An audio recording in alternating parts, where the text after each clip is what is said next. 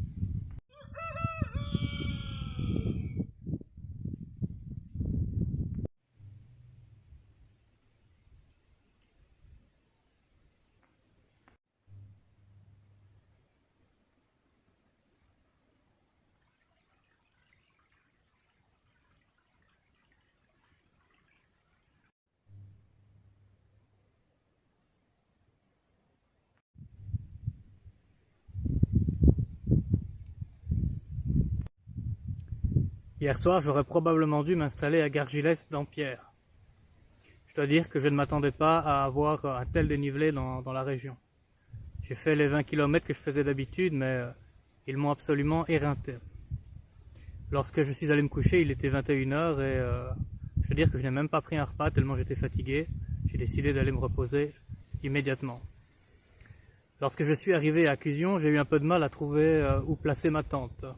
J'avais l'impression d'être Antoine de Maximi dans J'irai dormir chez vous. Et vous savez, il est toujours parvenu à trouver un endroit où aller dormir chez les gens, mais pas dans un épisode, pas dans l'épisode à Malte.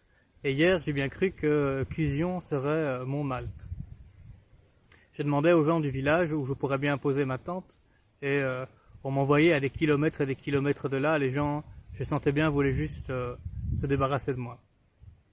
Et puis finalement, je rencontre une dame dans la rue, et elle me dit qu'il y a une certaine Christine au village qui héberge parfois des pèlerins. Alors elle m'a dit que sa maison, elle ne connaissait pas l'adresse exacte. Elle me dit de trouver la mairie, et puis un hangar, et puis un chemin entre les deux, et de monter jusqu'à un lotissement. Et là, elle me décrit un peu les maisons, et je vais là-bas, et je tournicote, et je ne trouve pas la maison où il y a un écriteau disant qu'il y a ici une personne qui héberge des pèlerins. Alors je commence à sonner aux portes, et la plupart du temps, on ne me répond pas, jusqu'à ce que je finisse par tomber sur une dame qui est très étonnée parce qu'elle ne connaît personne du nom de Christine dans le quartier. Et je finis à un moment par devoir rebrousser chemin. Quoique cette dame me parle d'une certaine Féline, un nom de plume car cette personne est une poète et elle se fait appeler par son nom de plume, mais elle n'était pas là ce soir, sa voiture n'était pas devant sa maison. Et j'ai appris plus tard que Christine, en fait, loue sa maison désormais à Féline. Et donc, comme je revenais sur mes pas, je me demandais si on ne m'avait pas joué un mauvais tour. Je me dirige vers l'église, je passe par une petite ruelle, et je rencontre deux vieilles dames qui sont en train de discuter. Et de nouveau, je leur pose la même question. Et ces dames me disent, mais si, il y a un certain, je ne me souviens plus du prénom qu'elles m'ont donné, admettons Jean-Michel Monet, qui héberge parfois des pèlerins en village. Et elles me décrivent une maison avec des volets bleus, qui se trouve à un jet de pierre de là, sur la départementale qui passe juste devant l'église. Je suis passé par là et je me souviens d'y avoir vu un homme avec une moustache de morse. Et donc je demande à ces deux dames si cet homme n'aurait pas cette pilosité caractéristique. Et elles me disent que non, ce que je trouve étrange.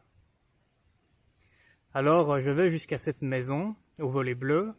J'essaye de vérifier le nom, Monsieur Monet, sur la boîte aux lettres qui ne porte pas de nom. Et comme je me demandais si j'étais au bon endroit, voilà que la porte s'ouvre. Et devinez sur qui elle s'ouvre? Sur cette même dame qui m'avait envoyé voir Christine. Et donc je lui explique mon aventure là-bas. Elle a l'impression que je n'ai pas bien cherché. Et puis elle fait venir son mari, enfin son compagnon plutôt. Et j'apprends que ce monsieur, qui est bel et bien monsieur Monet, qui a été maire du village pendant un certain temps, n'héberge en réalité jamais de pèlerins. Jamais. Il ne l'a jamais fait. Et ces gens décident malgré tout de me prendre sous leur aile. Et cette dame commence à m'accompagner, je la suis.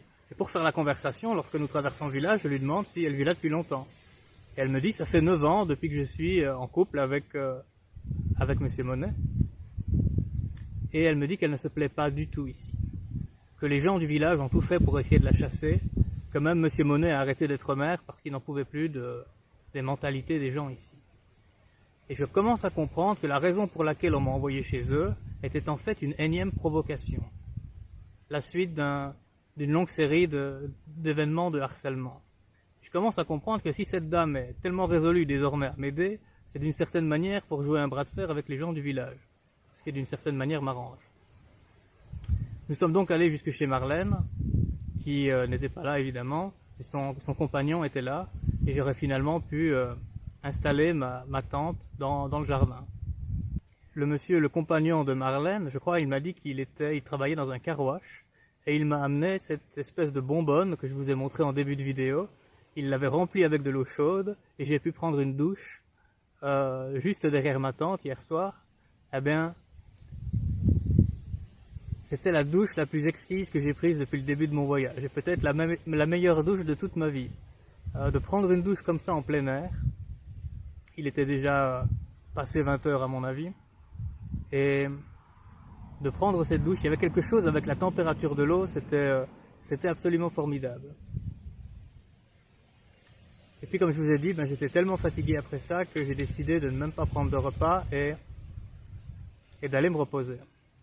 Et bien aujourd'hui, je vais donc faire une plus petite étape. Je vais m'arrêter à un petit village qui s'appelle Crozant.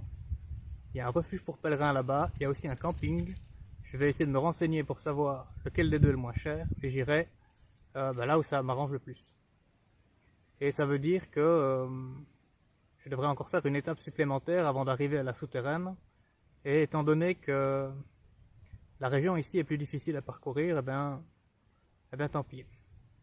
Avant de partir, mon père m'a dit que qui veut aller loin ménage sa monture, et la monture c'est toi. Eh ben, je vais ménager un petit peu ce canasson alors.